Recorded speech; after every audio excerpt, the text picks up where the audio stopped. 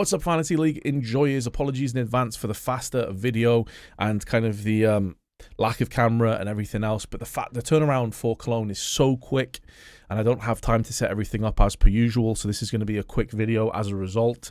As ever, we got our previous results in first, which was top 45%, which wasn't as high as I was hoping for. I was anticipating a top 30-35%. And it was kind of going in that direction for the first couple of days, and then things started to kind of fall apart.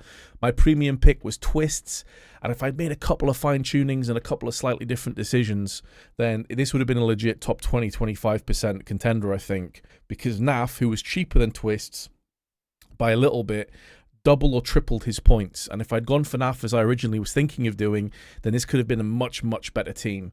On top of that, Eternal Fire threw away a 1-0 lead against the Mongols. It looked like they were going to come through pretty easily in the end. It didn't happen. They choked it. Wakadia still played well, though, for Eternal Fire, so I don't necessarily feel too bad about that pick.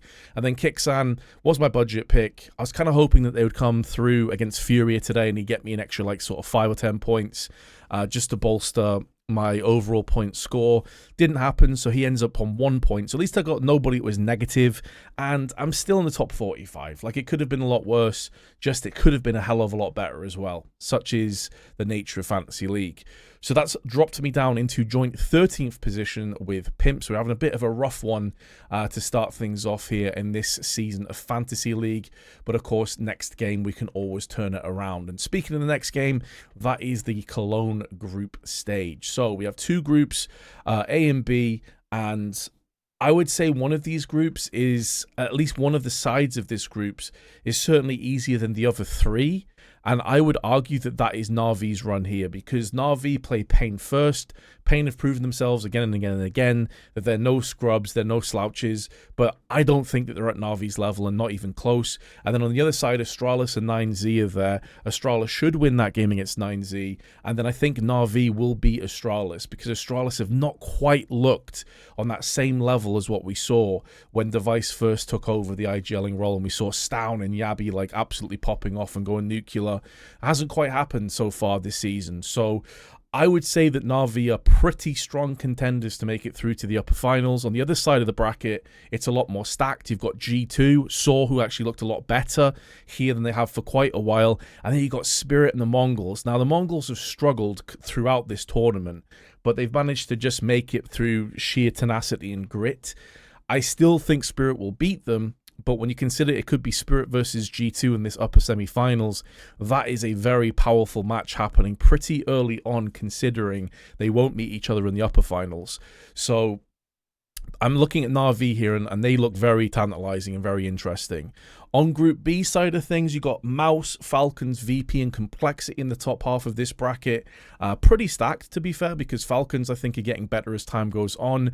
Magisk, in particular, was very impressive to me, and he's been performing at a much higher level consistently.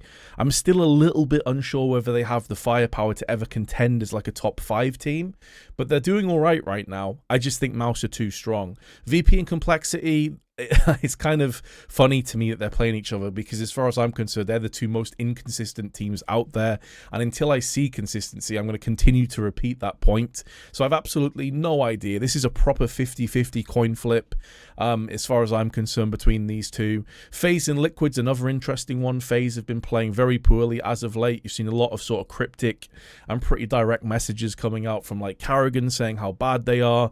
They were kind of complaining about burnout before the player break as well. I kind of hoped that after the player break we'd see a rejuvenated version of FaZe, but it doesn't seem to be happening.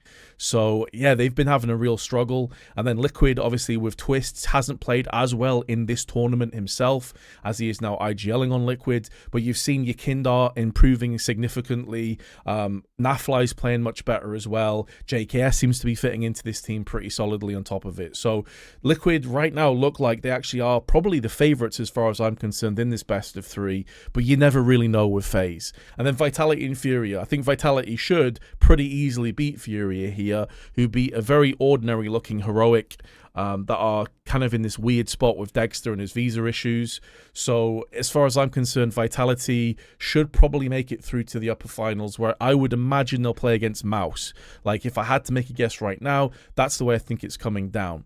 So as a result of everything I've just said, this is the team that I'm going to go for. I think Na'Vi has the best kind of side of a bracket out of any of the teams right here, so I was happy sticking 2 of my players in. My one concern with Alexi though is even when Na'Vi win, he typically doesn't get many points, but he is very cheap as a result, so it allowed me to fully flush out the rest of my team. So the fact that I've got Bit and Jimmy on the same team here is very high in terms of points potential, I think.